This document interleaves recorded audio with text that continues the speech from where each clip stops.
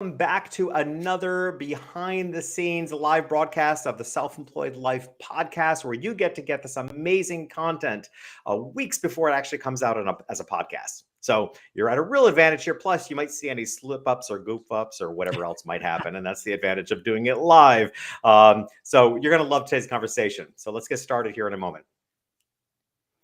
Today, we're speaking about retirement for self-employed. I know, it may not seem like the sexiest of topics, but it is so very necessary. And I highly encourage you to take this in because, like so many other aspects of being self-employed, it is a unique experience for us.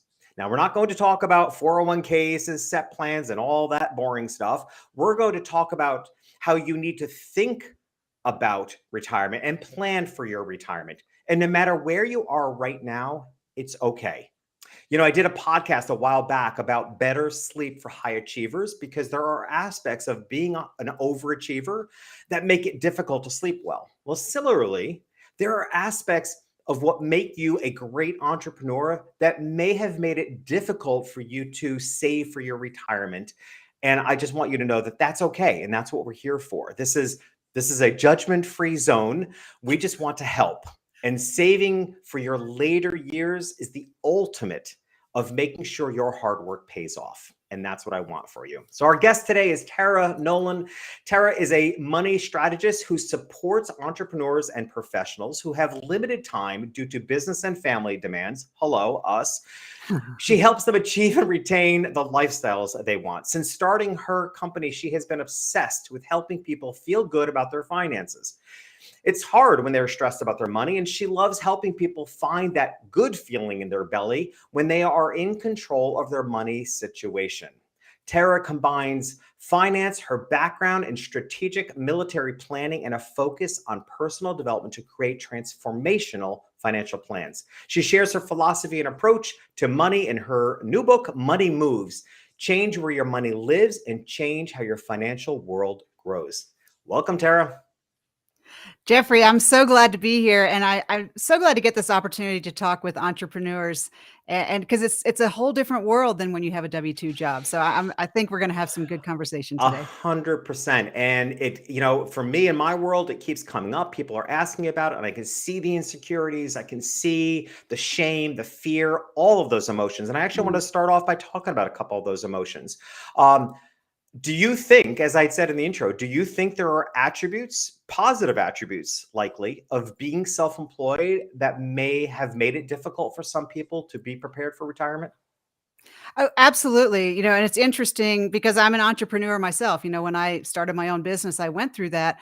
So the thing that's great about us entrepreneurs is that we're risk takers and we're willing to go all in and go after our passion and make it happen and say, I remember when I was making the transition, I was counseled by a lot of people. They're like, why are you going to give up this path you're on where you're going to have this guaranteed retirement? And I was just like, I could get hit by a bus tomorrow. Yeah. And what would have been the point? So that's fabulous for an entrepreneur. But it's like you said at the beginning, it's not sexy saving money. And so that's not like the fun part because it doesn't feel creative. And so one of the things that really drove me is I started out doing real estate investing and then I got into finance and I kind of merged the two because as entrepreneurs, we want our money moving, like the velocity of money, because isn't money just energy? Yeah. And you don't want money just sitting in places. It's like it's stuck. And so understanding as an entrepreneur that there are ways to save and then also be able to use the money. So it's like giving your money more than one job. So yeah, so the trade of going after it. But as entrepreneurs, we always want to create and we don't like to see things like sitting and going, well, that's a waste. I could make that be doing this job over here. And we're always like trying to maximize and streamline. Yeah. And as I said in the intro, like to me, after having read your book, this really resonated for me. Like this is planning for your quote unquote retirement. We'll talk about that in a moment because I think that means something very different to a lot of people nowadays. But just planning for the future, it is the ultimate version of making sure your hard work pays off. I mean, what kills me, what pains me is when I see entrepreneurs working so hard and they're not getting the payoff that they deserve and the lifestyle they deserve. And this is kind of the ultimate version of that, which is why we need to plan. I also thought, I asked you a moment ago, I think one of the attributes that can work against high achievers a lot is that they can be overly optimistic. You know, their big break is around the corner. They're going to make their maximum amount of money. And while we as entrepreneurs and self-employed business owners absolutely need that positive, optimistic attitude, there's also a way it can work against us, I would think, when it comes to retirement, because I think that's why a lot of self-employed business owners are claiming to be behind in their saving, because they always for so long thought the next big opportunity was coming ahead. I want to talk a little bit about the being behind part, because it's Can probably I one of the ask you number. though, Yeah, you sure. just inspired a thought, and I really, because we had talked about, like, retirement, and here's what I'm thinking, maybe what we need to really be talking about instead of retirement is creating options for yourself. Because as entrepreneurs, didn't we take this leap, this plunge to create options so that we don't have to do that 9 to 5 job until we die? And I almost think maybe a better way to phrase it is just coming to me is that we talk about it's not retirement, but we wanna give you the option that if you wanted to, you could, but we know that entrepreneurs, you're never really gonna retire. 100%. I've been somewhat jokingly saying we need to retire the term retirement. Like, I don't Yes. know what it really means, because especially for the Yeah. self-employed, because really what it's going to look like is just some iteration. But to your point, options. Like for me, I've gotten, and this is, and I will say a word to the wise as you get older. Like, it's becoming easier for me to define this as to what quote unquote retirement looks for me. Like I said, I don't plan on stop working. But Right. my aspiration, my goal personally, is to live what I refer to as an appointment-free life, right? Because I've lived my entire life driven by appointments as a photographer, as a coach, as everything I do has Right. been driven by appointments. My goal is to, in my 70s, to still be putting out a lot of content, writing books, generating income, but to do it all without it being bound by appointments. That, to me, that's Mhm. my version of retirement. I will do that hopefully up until the day I die. I don't intend on stopping per se as the traditional form of retirement. So I think one thing I would charge our self-employed business owners listening to think about is, what is your version of retirement? Right. What is the reversion of your future life look like? And it's still going to require planning and saving, right? Which is why I think your work comes in. Absolutely. Yeah, yeah. But you also do a great job. And it actually is one of the things that really stood out to me in the book. Like, honestly, the whole idea of retiring, it's changed for everybody, even those with traditional jobs, because Mhm. they can't rely on a. I actually think the world of later years, if we refer to it that way, is going to look more like self-employed, because people with traditional jobs, they can't rely on pension plans, they can't Mm-mm. rely on Social Security. So therefore, their futures have to be self-directed, just like ours needs to. Is that Absolutely, and accurate? we're living so much longer. Like, we talk about Social Security was designed to keep elderly people from starving to death, but people died, like, 2 years after they retired. They died when they were 60. But now we're living as long in retirement as most people work a traditional job. Yeah, And so you're right, it's like the second act of your life, and yeah. I love that. You are gonna become an entrepreneur in your second act, for Yeah. sure. It's How do you so let's talk about those that feel like they're behind, they haven't saved enough, and there's just probably a certain amount of shame with that. So how do you address that? A client comes to you and they say up front, look, I'm way behind. I have nothing saved and I'm in my 50s. What do you say to them? How do you help them? address it head on. So first of all, money is way more emotion than it is math. The math is not 100%. the hard part, and you just have all this baggage. We all do, and we were all raised a little differently, but you don't know, like, you find it when you enter a relationship. You find out the baggage that you have, and then when you start to have conversations about money, that's the next time you start to realize the baggage that you have. And I have yet to meet someone who's, like, totally healthy about money. And it's just you have to have that conversation. My favorite story is one of my clients. She is, single. She was 55 when we met. Her job, she is a PhD in math, and she worked as a software engineer. And she's like, "I haven't saved anything." She's like, "I feel like I just got done. I'm paying off my student loans." And she's like, "And if you ever tell anybody this, I'll kill you, but I always just thought there would be a man around to do it." She's like, "Well, I'm Wow. 55 and that's not happened yet, so it's time." Because money, it's not about math, and Yeah. it's not about, I mean, life is, there's so many opportunities, and I think as entrepreneurs, we are not people that are on that normal graduate from college, get your job, get your promotion, and do what you're told until you to get that, that gold watch. That's not our lifestyle. Yeah. And we are people that are passionate because we're living our life. We're not waiting until we get to retirement to then start to live our lives, which is that old mindset. So I just have that conversation with people and say, you're going to feel your feelings, but just know you're not alone and you're not behind.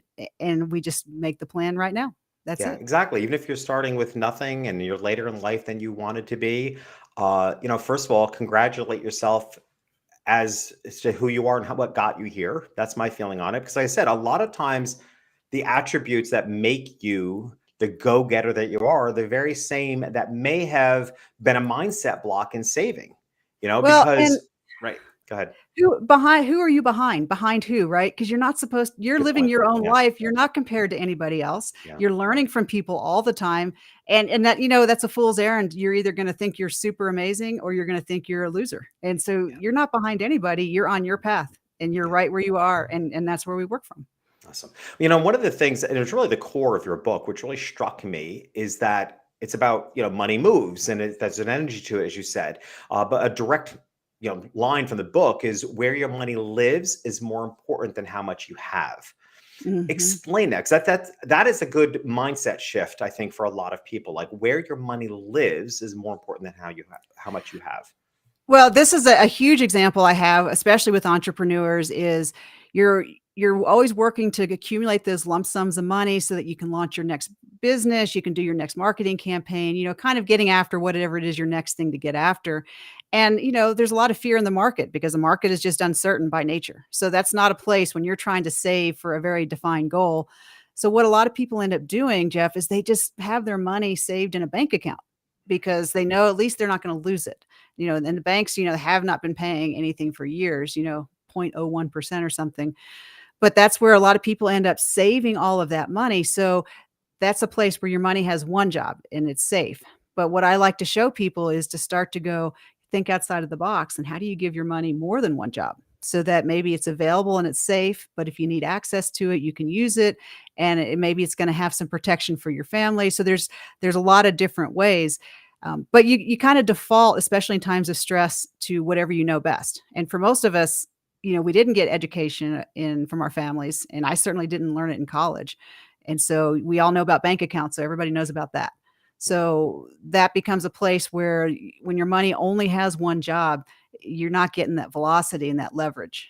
Yeah, no, 100%. That's why it really stood out to me that you offer these options that can be thought through that may seem obvious. And because for me, I will say that to me, it's either your money is sitting in a bank or it's tied up when you don't have access to it. Like I haven't really thought about the options in between Right, where it can be earning and you have access to it. Because to me, it's always been, and that's a challenge when it comes to right, savings because I don't always like to let it go because I feel like where I'm putting it, I don't have access to for so many years, right, and actually have put myself in bounds because I made myself cash poor because I put it all where it shouldn't be, where it's not, didn't have access to it. right. So I love the idea of where your money lives and where you put it can be more important than and how much you have. I mean, it's both logical as to how your money can perform for you, and I think there's a certain amount of comfort to that again, I think self-employed people being just a tad innately controlling, I think that I think that helps us with that too. Well, Now, the other thing, you're only the second person that I've ever heard speak about one of the myths of retirement or whatever we want to call it. And that is, and boy, the first time I heard it, it really hit me. And you're only the second person I've ever heard mention it, that it's a myth that you think you're likely to live on less when you're older than you do now, especially for us self-employed. Like there's a really good chance that when you slow down in your workplace, you're probably going to want to travel more. Like that's just innately to who you are. And yet there is this myth that, oh, I can live on half of what I do now in the future. Talk to us about that. Get that through to us. Well, it's really important because a lot of, and I talk about it in the book, of how money works is driven by our tax code, just by legislation. And so, there's the things you get tax deductions for. It's like right now there's a little bit of a tax deduction for mortgage interest and for your kids. But there were changes that were made in the tax code. And so over the years, things that were true for our grandparents and our great grandparents really aren't true for us. But the myth still, because like everything, there's always a nugget of truth inside of a myth. And so, like my grandfather, he worked for a company, and when he passed at 63, my grandmother lived another 22 years, and she had his full pension for all that time, and that just doesn't happen anymore. And Yeah. so for her, she still had the full pension and the house was paid off. And so it wasn't that she lived on less, but she just the system worked so it was had so much more. But people still have that mindset that, oh, you're only going to need about 75%. But it doesn't work that way, because all the things that you while you were working, you were getting tax deductions for, a lot of those things go away. And let's face it, if you've done well, you're going to be in a high tax bracket. Yeah. And so Yeah. your goal, I've met those people, their goal is to live below the poverty line so they don't have to pay for anything. But that is a choice. Yeah. Like I said, it really struck me the first time, and reading it again in your book, how, because I was led that myth.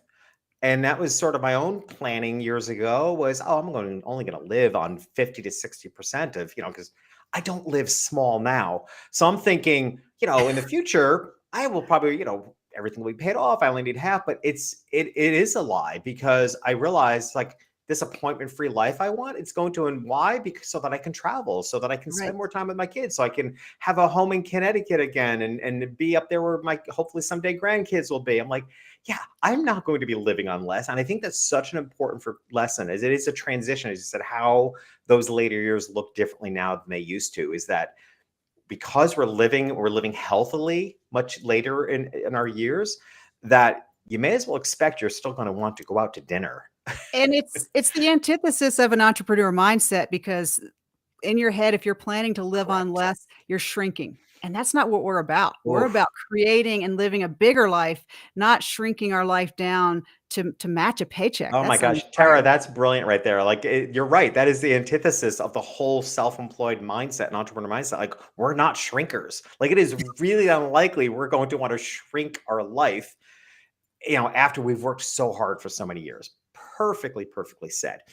All right. So now one of the promises I made up front is that we weren't going to get into the weeds and talk about 401ks and SEPs and life insurance. And we're not going to go there, because it would be irresponsible, because Those are just tools. Those they're are just tools, and that's an individual conversation. Just kind of absolutely. curious, would there be any generalities that you want to offer, where what people should look at it with regards to those options?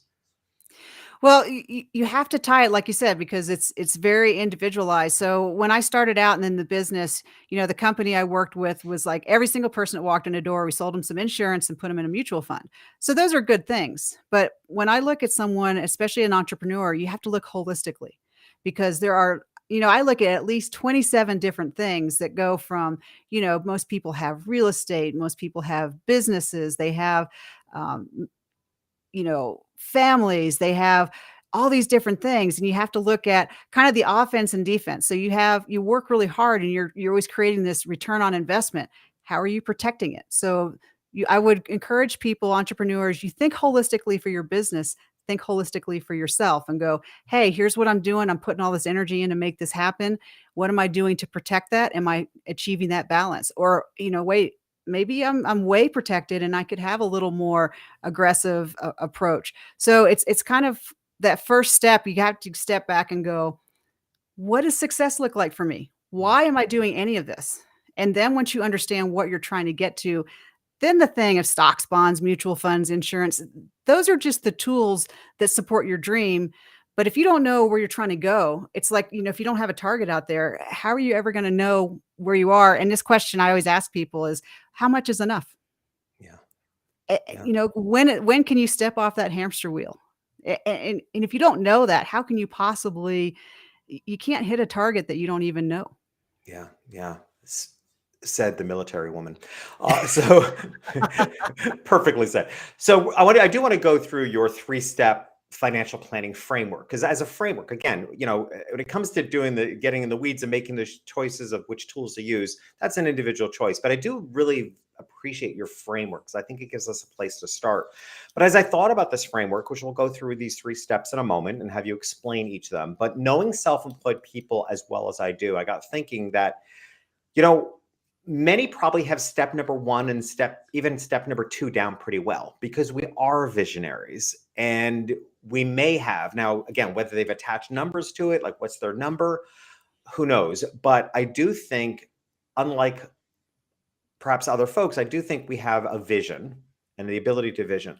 I think where we get hung up is in the execution. Yeah. And, and I don't mind being quite as forward to say, and this is kind of out of character for me because, and I know you're certainly not here to pitch your services or the services of a professional, but if our weakness is execution, I do think we have to give some strong consideration to hiring somebody, because as self-employed business owners, we are kind of innately in a lot of ways DIYers, right? Mhm. We're kind of used to doing things ourselves. But again, I think part of your framework that kind of sunk in for me is that we are visionaries. We may have a vision of what our future. I described a little while ago what I think my retirement looks like as an appointment-free lifestyle. I had the vision, but to think that I'm equipped with the tools and the decisions, I think that's a fool's thought. And that's where I think many self-employed people need the help, is in the actual decision making and execution of the tools and the options. Well, and it's absolutely because, and I say it's not a question of can you. Given enough time, you can do anything, and especially as an entrepreneur. If there's something, I built my own first website because, I just was like, that's how do-it-yourselfer I was. Right. And so there's never a question of can you do it? That's the wrong question. The question is this where you want to spend your limited time and energy? Because as an entrepreneur, your time and your energy, that's I want to say more valuable than money. Money is just there to facilitate what you want to do with your time and energy. And, with finance, I spent a lot of time learning it, and it changes a little every year. And there's the tax code. There's a lot of unsexy things to do Yeah. to keep track of if you want to be really good at it. And just kind of thinking about, I love someone shared this with me is, would you hand over your finances to just any amateur, or would you work with a professional? Well, probably you're not just going to give your money to some amateur, Right. which is who you are. Because Exactly. there's just no way. 100%. I Good mean, point. I do this all day long. And so I don't know everything that's going to happen to you, but I know a lot of things that happen to a lot Yeah. of people. Yeah. Well, like, to your point, like I could build my own website and maybe regret it because it didn't come out so well, but I don't want to get to 75 years old and regret that I didn't hire a professional to do my financial planning for the future. There's a difference on the level of regret here that I think Well, warrants really, considering getting some professional support. and my example in my own life, I have coaches for everything. I do dressage horseback riding, so I always have a coach I'm working with. And I had a fabulous experience writing this book because I had my book outlined for, probably about 6 years. But I hired a professional and went into that immersion, and just like you don't know what you don't know. And Right. simple ideas like the book is not about you, it's about your reader, and creating an experience for the reader. And I'm a very analytical person by nature, so I probably would have leaned more towards like a dry how to. It's like, no, no, no, no. Tell stories. Let people go, oh, I can see myself in there. Because until you can communicate and connect with someone emotionally, you can't begin to solve problems. Yeah, and in transparency, you hired the ever brilliant AJ Harper to work with, and AJ was just a guest here on the podcast a couple of weeks ago, so we all adore her. All right, so Yes. let's talk about this 3-step framework. Step number one, which you're kind of alluding to, let's hear a little bit more. Step number one is to establish your big picture vision. You've got to establish your big picture vision. And so with entrepreneurs, they're pretty good at that. But if you ask someone like, okay, that's great to have it spinning around in your head, but this is kind of where the rubber starts to meet the road. You want to take that vision and you want to get it on paper, or I love a technique like of a vision board. You can do it with pictures, but you need to get it out of your head, written down so that you can start to communicate with your partner and with, who you're going to work with. Here's what I want to do. Because it's interesting how you can think it's very clear in your head, and the person you're talking to like doesn't have that picture at all. So that step one is you have to know what that vision is first before you can ever start to, like, I have people say, well, what stock should I buy? I'm like, I don't even know what your life is. How could I Right. possibly What tell your you what vision is, stock to yeah. buy? And get very clear, because this happens to me when I sit down with partners, spouses all the time, because it does. People, 65 years old, it's also coming out for the first time, that, one person wants to sell the house and get an RV and go full time. And the other person's looking at them like, who are you? Yeah. Yeah. So It's you like have to, people have been married for 5 years. They look at us, oh, you didn't want to have kids? I'm like, oh, we forgot to talk about that, right? right. So there's a lot What of are you doing? conversations that get overlooked. But to your point, like, I will tell you firsthand that when I love this idea, and I really want to encourage those listening in to really think about your vision, because it has been, because the vision that you develop for yourself helps you then get strategic. Like once I got clear, like my vision for my future was this appointment free lifestyle. I'm strategically doing things a little differently now. I know that I'm going to write, there's 7 books in queue, which means there's 5 more to come, because I can look at the rolling royalties of those 7 books and practically live the life I want to live to on the anticipated royalties of those 7 books. So there's my pathway to the appointment free life, plus other things I'm doing, and the business institute I'm building that can reward me with residual income, whether I sell it or not. There's different strategies of doing that.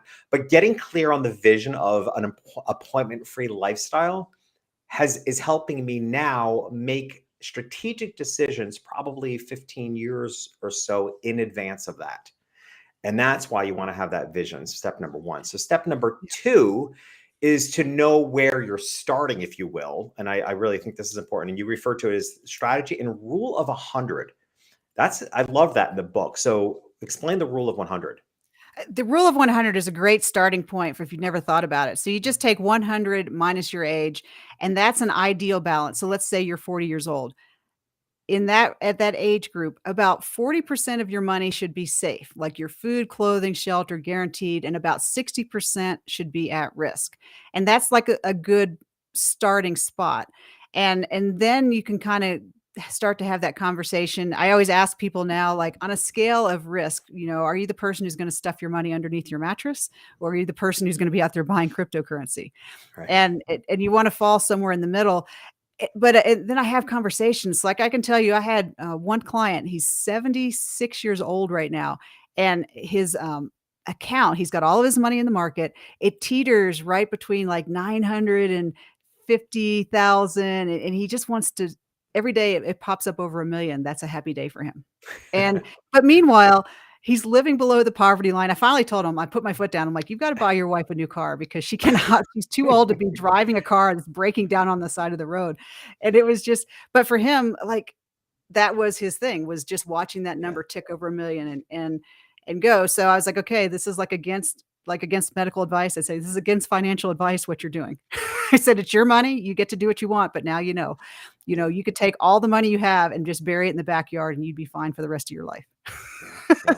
And you're Exactly. choosing to live that kind of style. So once you know that vision of where you want to go, then there's different ways to get there. So you can be a very conservative, very methodical. You can also be very going for it and taking a lot of risk. But it's always nice to have a little bit of balance, because I feel like if you have your basic food, clothing, and shelter taken care of, then it just your creativity and your space to do that just explodes, because you don't have like that anchor, that mental anchor dragging you down going, oh, how am I going to pay the rent next month?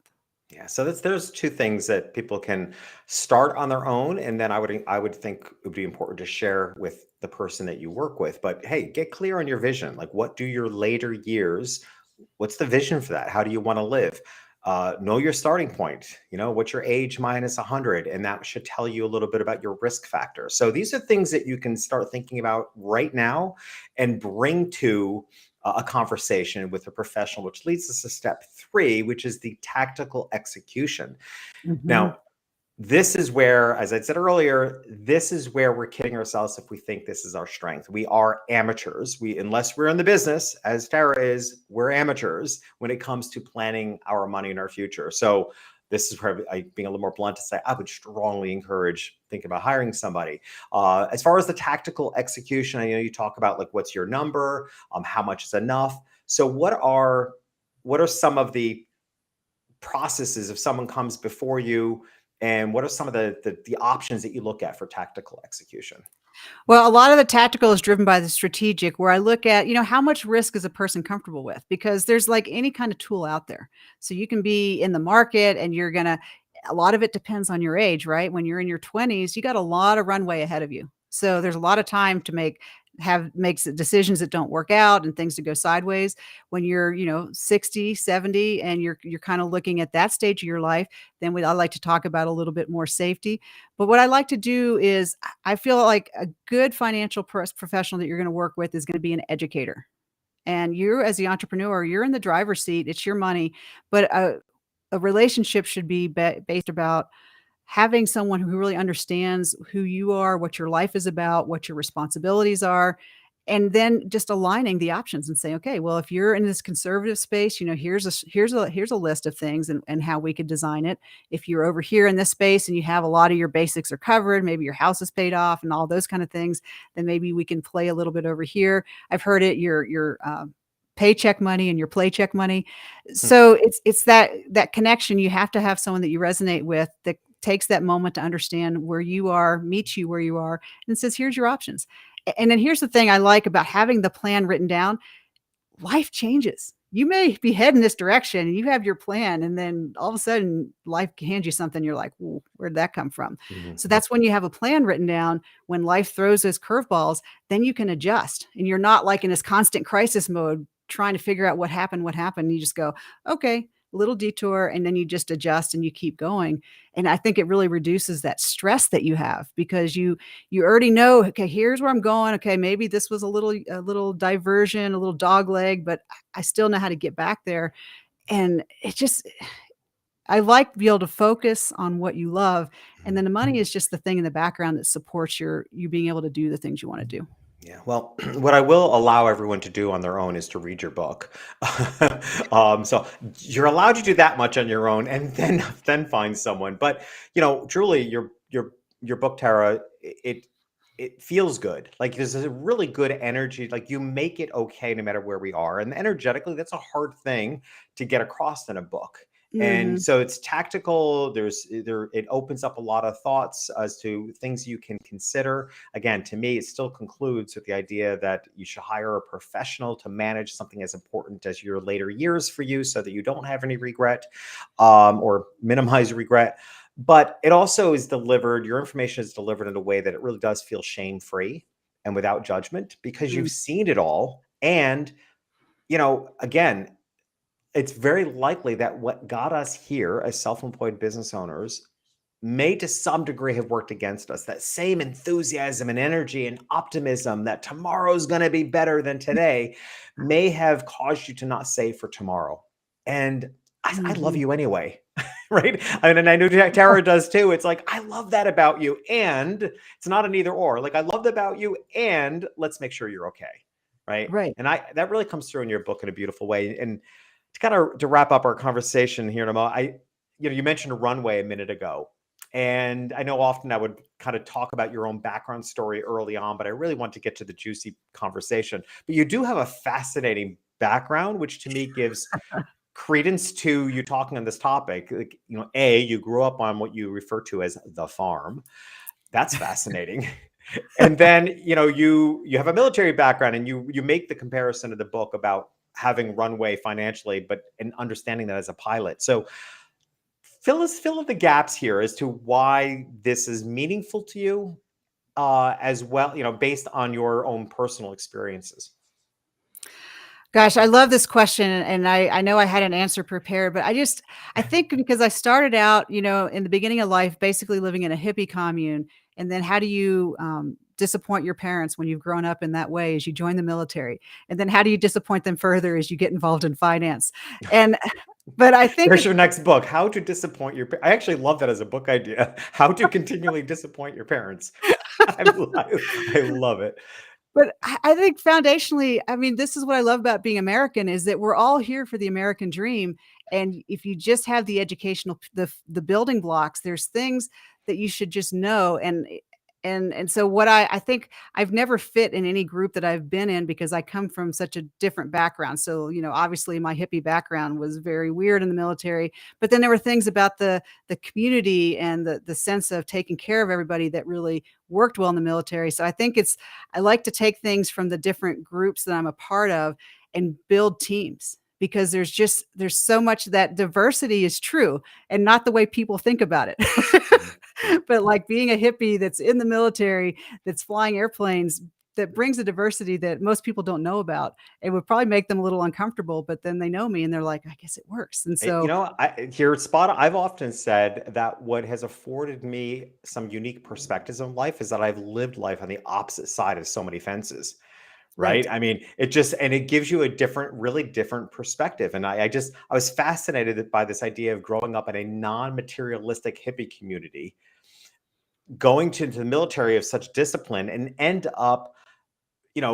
being an expert on money, which I don't see as materialistic, but it's a part of a system that the system in which you grew up in was fighting against. Like, it's a fascinating combination, which to me only gives credit to that you're doing your most meaningful work. Like, this is what you're meant to do, and that the information you're putting out there is of such authentic service about money and saving for our later years in a way that I've not heard. It really comes across incredibly authentic, as clearly you are, in part because of the life that you've lived. So I think it just beautifully done, Tara. So, but I'm going to end it. I'm going to end it with one final question, which is, what's one thing about you that says everything about you? Well, we've all heard the ready, aim, fire. And I've been accused in multiple different groups that I'm a part of that I am a ready, fire, aim. So I definitely have that entrepreneurial spirit. Like, I'm all in, let's go. And then sometimes I have to go back and go, okay, let's recover a little bit. Maybe we could have done that a little better. And I love to share those experiences with people because we're all going to make our mistakes. But anytime I can go, do what you want, but here's what happened to me. Yes. Awesome. I love it. So Tara, tell us the best way to find out more about you, your work, and of course the book. Where can they grab it? Oh, definitely visit my website, www.nolanfinancialpartners.com/money-moves, and you can check out the book there. You can also find the book on Amazon and Barnes and Nobles. And then I'm just on LinkedIn. If you've mentioned that you've connected because you saw me on this podcast with Jeffrey, let me know. I'll definitely connect with you. And then on Facebook, but nolanfinancialpartners.com is going to be the starting point for everything. Awesome. Well, and Money Moves is the book. Go to Amazon or whatever online bookseller you use and do get it, read it. Like I said, there you go. You'll feel far better about yourself than you think you might when it comes to a topic as sensitive as planning for your future years. So in the meantime, of course, you can always hop over to our show notes at jeffreyshaw.com/podcast. We'll have the links to Tara's information and her book there as well. Tara, thank you so much for being here. It's really been a pleasure. Really enjoyed it. Thank you, Jeffrey. Awesome. And remember, you may be in business for yourself, but you're not in business by yourself. Be your best self, be proud, and keep changing the world.